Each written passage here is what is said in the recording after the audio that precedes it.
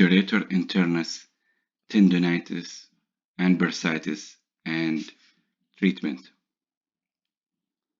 This is my disclosure in all my videos, and on this quick lecture we'll go over applied anatomy, presentation, differential diagnosis, causes, treatment, and injection.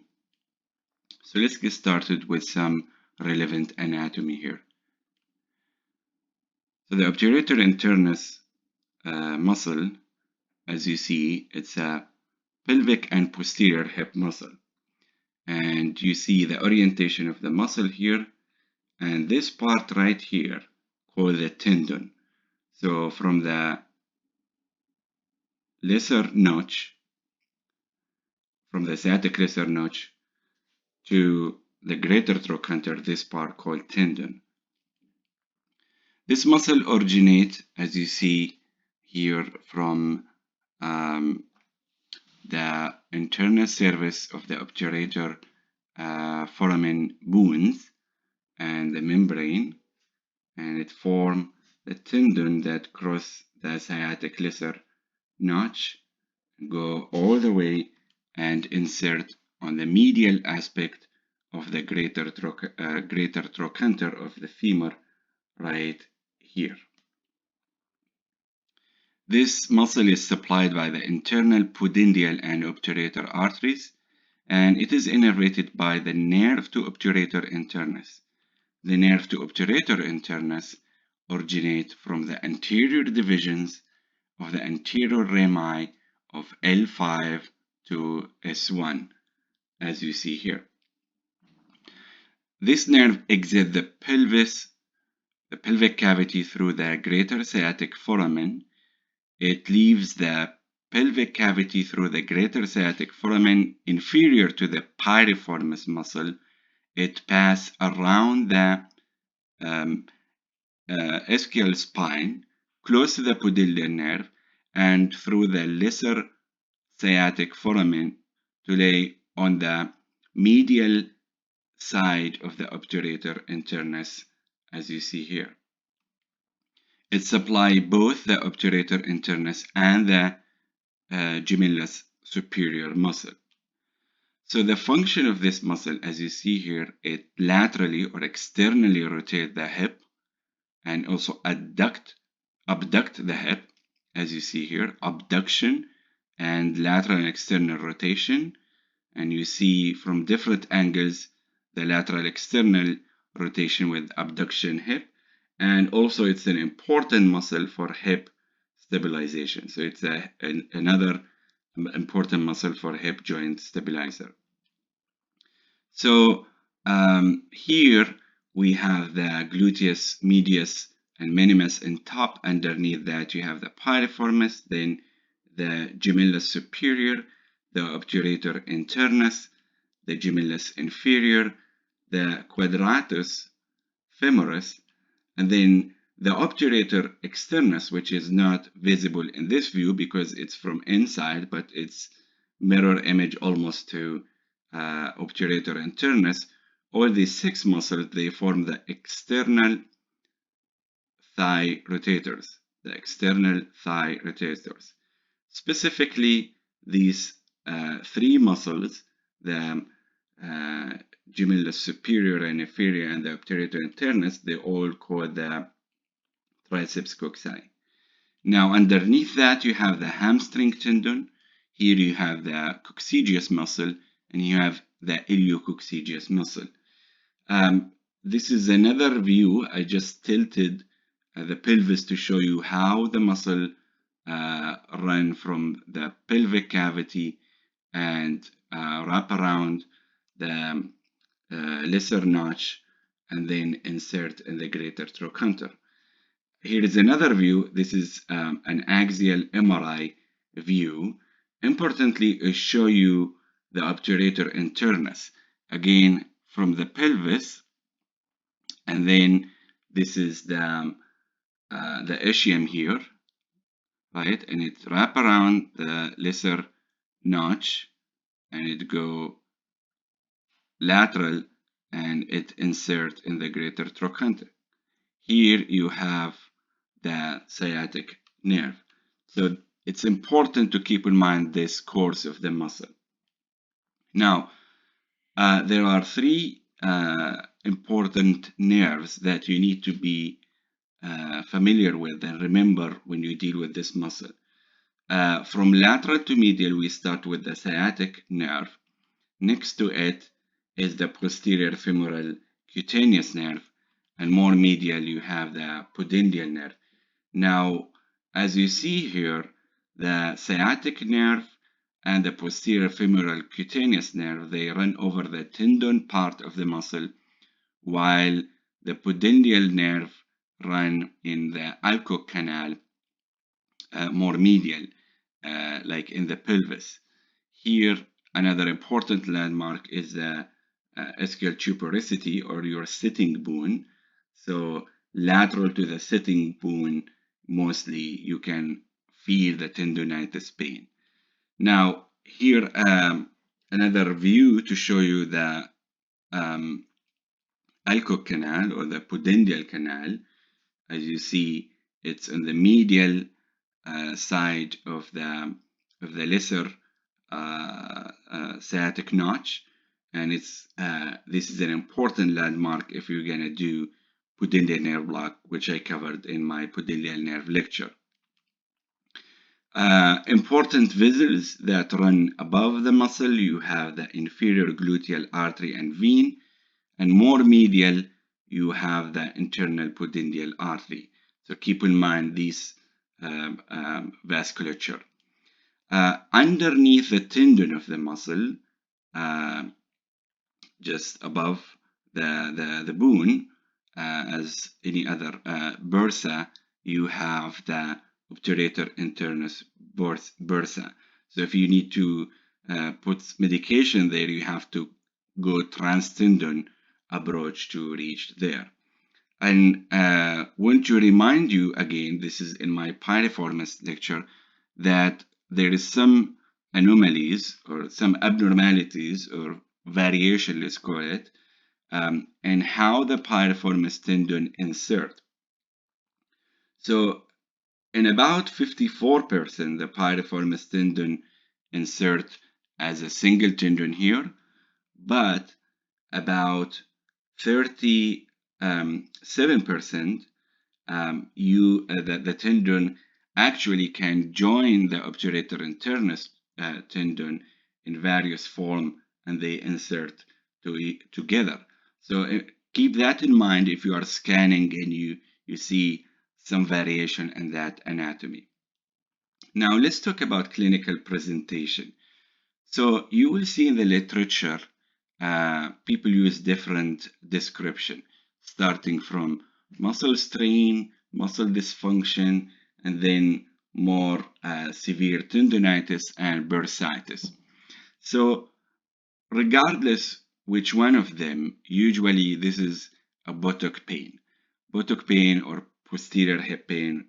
And this pain usually sharp, achy, it's a constant pain that may radiate to the hip laterally, and pain increase with walking, and sometimes even the patient might have limping. Occasionally, this muscle pain can present as a groin pain, especially close to the pubic region. Sometimes can present as a pelvic floor pain, which is not surprising because the muscle forms the lateral border of the pelvic floor, and this pain can be exacerbated by intercourse, which is common with all pelvic pain and muscles, including the piriformis sometimes. Now, another thing, this pain is typically worse with sitting, especially when the legs crossed. And interestingly, with horse riding. If you wonder why, because here is how you ride the horse. You have adduction to your thigh, and you have external rotation or lateral rotation.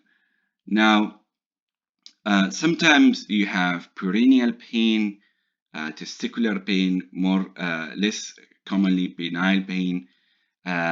Sometimes the patient have difficulty pinpointing one location of the pain. So the patient might say one day that they have pain on the lateral side of their hip, or the pain in the buttock region.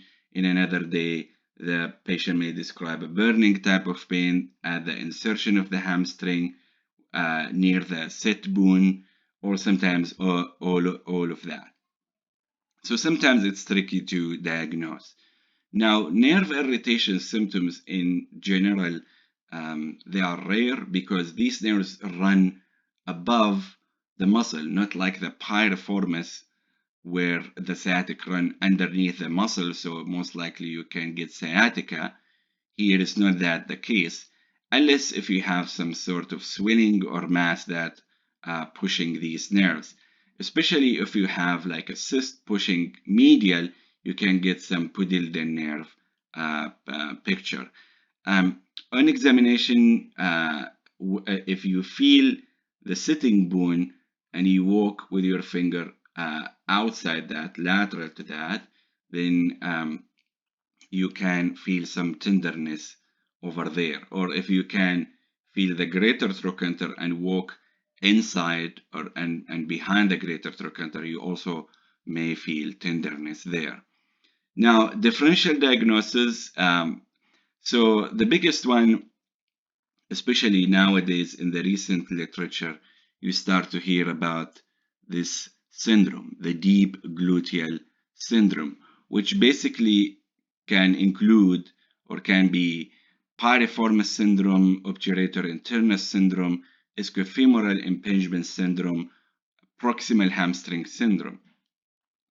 If you want to be more specific, especially in athletes, you can differentiate that, or you should differentiate that from hamstring, gluteal, adductor extensor rotator, some fractures, slipped capital femoral epiphysis, lateral injuries, and of course lumbar radiculopathy, which is, as you see, at the lowest of the differential diagnosis.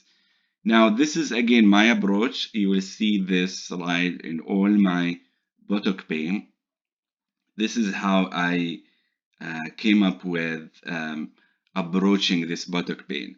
So I ask the patient always, okay, show me where is your pain. So again, if the patient use the whole hand here and it's really not specific, so that can be referred pain from the lower spine, can be gluteal tendinopathy, myofascial pain. If the patient become more specific and start to use 2 fingers and 1 finger, then I divide the buttock into 3/3. The upper third, the middle third, and the lower third. In this case, the obturator internus strain or dysfunction pain, tendonitis, bursitis, usually is the lower third pain. So important differential diagnosis here will be your posterior femorocutaneous nerve, which I have lecture on that, and hamstring tendinopathy, ischiogluteal bursitis, ischiofemoral impingement, which I will publish videos on them soon. Now, diagnosis, usually it's a clinical diagnosis. Sometimes ultrasound can help, especially if you ask the patient to point to the point of maximum tenderness, you put a mark there, and then you scan above that, you might find, oh, this is close to the obturator internus. And also scanning sometimes can show you mass or cyst. There are some case report there, and diagnostic injection, of course. If you inject that tendon, bursa, with numbing medication, the pain goes away, that's more reassuring. MRI, sometimes you need to do MRI. It's the highest sensitivity. It can show you mass, cyst, hypertrophy in the muscle, and etc. What can cause this? Well, this is a disease that most commonly with young athletes, specifically here people who do a lot of kicking sport, namely soccer or football. Why? Because they frequently do that external rotation and adduction movement. So here's Cristiano Ronaldo kicking the ball. Just kidding. This is Lionel Messi kicking the ball with some external rotation and adduction of the thigh.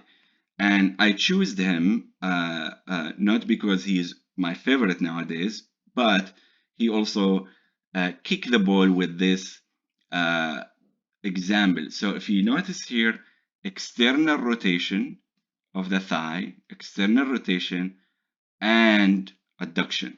So that kind of kick that sometimes strain the muscle. And if you see here, actually there is tons of case reports for athletes, young athletes with soccer player, football player, rugby player, soccer, and soccer player, they get this kind of pain. It's common in them, and usually it's after kicking ball movement. Then you start to get the pain, bending movement, twisting movement while playing, um, and a lot of them it start after just the kicking movement. Now, another potential cause is the posterior approach in the for total hip replacement, which is not commonly used nowadays. The reason why, because during that surgery, the surgeon has to cut the obturator internus tendon, then suture it back at the end. Another potential cause here is the posterior hip dislocation, which can strain the muscle eventually. There are a bunch of reports of biomyositis and rare reports from abscess coming from the pelvis, synovial cyst case report, endometriosis also potential, and you may notice the patient have exacerbation of hair symptoms during the menstrual cycle. Now, how we treat it? Fortunately, most of the cases respond to conservative treatment. A short course of non-steroidal anti-inflammatory like ibuprofen, Celebrex, you name it, and physical therapy. Physical therapy extremely important. There are very nice maneuvers to stretch this muscle gradually until you relax it, especially if you have a strain. Next, you can do some injection. So the injection, as I said, they are helpful for confirming the diagnosis and treatment, especially if you mix it with steroid. You're thinking you might have tendonitis or bursitis. Very rarely you need a surgical decompression, especially if you have pathology. Now, how we do the injection? So as you hopefully remember from my pudendal nerve lecture and piriformis lecture, I like to scan systematically. Usually start with the pieces here and go down. And I showed you how the bone different when it's iliac crest, greater sciatic notch, ischial spine, lesser sciatic notch. What we are interested here for specifically the obturator is at the level of the lesser sciatic notch, which you start to see the notch like this, and then the obturator muscle, as you see, it wrap around and it come from the greater trochanter here, and that's the femoris head, and it go to the pelvis. And above that, just lateral, and above that is sciatic nerve. However, I think there is an easier way to do it. Now, if you feel the greater trochanter, just feel it, that's your landmark, put your ultrasound probe just medial to that, and I would use a curvilinear probe. You might try the linear because it's superficial, but again, it's different from patient to patient. So you feel the greater trochanter, you put your ultrasound just medial to that, and you keep going medial until you see the lesser sciatic notch. And then again, this is your obturator internus, and underneath that you have the bursa. So you come from lateral to medial with your needle, and you inject the tendon and underneath the tendon. So what you can do also, let's say you want to confirm, before that, do you know what's this little guy here? So if you can pause for a second, think about it. That's correct. This is the posterior femorocutaneous nerve, which run, if you remember from my lecture, underneath the piriformis above the obturator internus. Then it goes underneath, of course, the gluteus maximus at the level of the gluteal fold here. So I'm not going to go in detail in that. You can go to my lecture there. But here we go. We are scanned above. Now we are at the level of the ischium. It's a straight line, if you remember from that lecture. And that's the SQ tuberous ligament right there. So you have the piriformis muscle here. You are very high there. You have to go down, and again, once you go down, you will find the obturator internus. Now, if you scan more medial, you can get the intrapelvic part. Now, this is a flipped image, so this is lateral, and this is medial. So this is the intrapelvic part of the obturator internus. So if you put your needle from medial to lateral, from here to here, you can also reach the pelvic part, but it's not as clear as with ultrasound with the tendon. Now, can someone tell me what's here? This is the Alcock canal or the pudendal nerve canal, where you also can do the pudendal nerve here. So be careful when you are doing that approach. And also don't forget to turn some Doppler to look for the vessels here, the internal pudendal artery. Now, another trick that may help you to see this muscle better is to do a passive hip internal rotation. As you see here, that can bring the tendon and make it thicker. So that's another either confirmatory, if you wish, or you get more tissue there. So here is again another picture using curvilinear probe going to the tendon, and underneath the tendon you have the bursa right there. Now, if you are not a big fan of ultrasound, or if you find it challenging, people also did this injection with fluoro. However, I personally prefer to use the ultrasound, and I find it very easy. Here are more references for you, and thank you for watching.